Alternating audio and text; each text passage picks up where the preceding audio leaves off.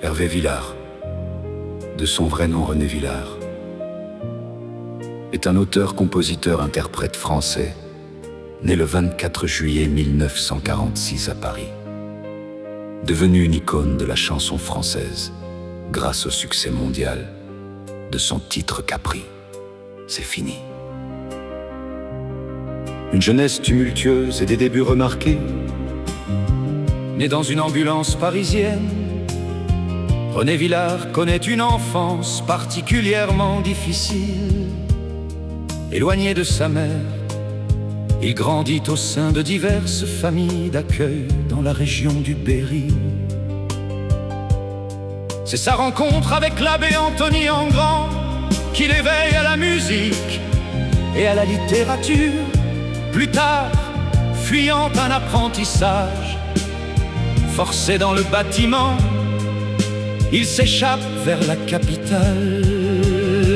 À Paris, il rencontre le résistant et collectionneur d'art Daniel Cordier, qui devient son tuteur et père adoptif, travaillant comme vendeur de disques.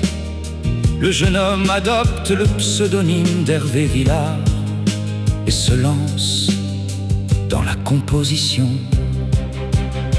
Le triomphe phénoménal de Capri, c'est fini.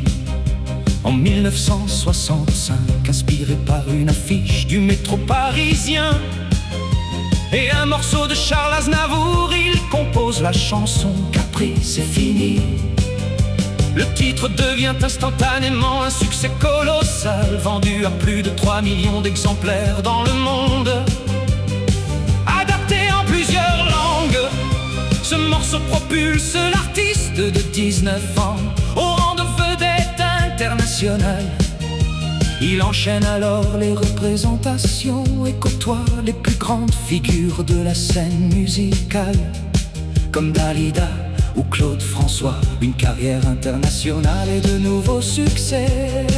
À la fin des années 1960, Hervé Villard s'installe en Amérique latine. Il y rencontre un immense triomphe en chantant en espagnol et en sillonnant le continent pendant près d'une décennie.